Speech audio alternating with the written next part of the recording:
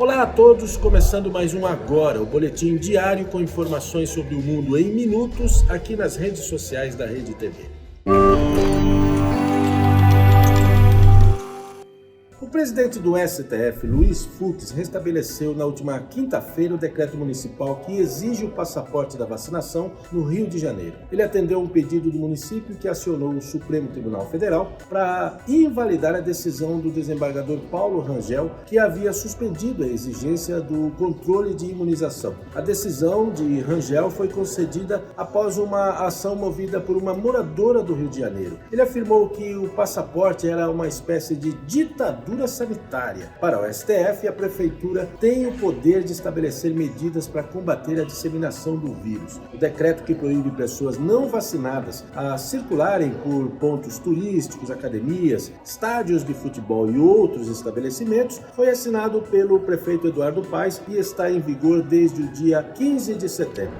Ainda falando sobre o Rio de Janeiro, a cidade de Niterói vai obrigar os moradores a apresentar o comprovante de vacinação para entrarem em lugares fechados. Além da exigência, o município vai flexibilizar a presença de público em alguns locais. Por conta dos 99,8% dos adultos com pelo menos uma dose da vacina, a prefeitura adotou a primeira fase do programa Novo Normal Niterói. Agora, as praias serão abertas ao público sem a obrigatoriedade do uso de máscaras. Os bares e restaurantes vão poder funcionar até as 2 da manhã. Casas noturnas, boates podem funcionar com 50% da capacidade e casas de festas podem funcionar com 70%.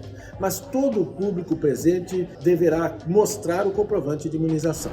Para os que amam viajar, a Argentina volta a permitir nesta sexta-feira a entrada de turistas de países que fazem fronteira. Agora, os turistas brasileiros que querem visitar os argentinos podem entrar no país também pelos aeroportos. Na última segunda-feira, o país reabriu a fronteira da ponte internacional Tancredo Neves, que conecta Puerto Iguaçu e Foz do Iguaçu. As fronteiras aéreas estavam fechadas desde o dia 25 de dezembro, quando o governo tentou conter a propagação de mutações do coronavírus. Inicialmente, a medida será válida até 31 de dezembro. Para entrar no país, os visitantes deverão apresentar o comprovante de vacinação completa com no mínimo 14 dias de vigência desde a segunda dose. Além disso, deverão apresentar um exame PCR negativo feito nas 72 horas prévias ao embarque, além de realizar mais 2 testes no país. Vamos falar de esportes? Pelé recebeu alta do hospital em que estava internado em São Paulo. O boletim médico informou que o rei do futebol seguirá em quimioterapia após a retirada do tumor no intestino em 4 de setembro. Ele estava internado desde o dia 31 de agosto.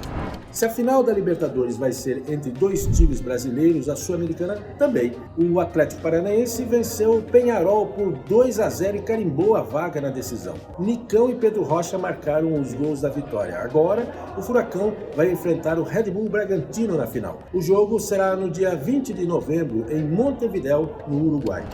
E falando sobre os brasileiros, o Brasileirão volta com tudo neste final de semana. O Fortaleza abre a rodada contra o Atlético Goianiense, às 5 da tarde no sábado. O Red Bull Bragantino recebe o Corinthians às 7 da noite. E mais tarde, às 9, o líder Atlético Mineiro enfrenta o Internacional em casa. No domingo, o Flamengo enfrenta o Atlético Paranaense, às 4 horas da tarde no Maracanã. No mesmo horário, o São Paulo vai até Santa Catarina para jogar contra a Chapecoense. Às 6h15, o Palmeiras recebe o Juventude no Allianz Parque e mais tarde, às 8h30, o Grêmio enfrenta o Sport.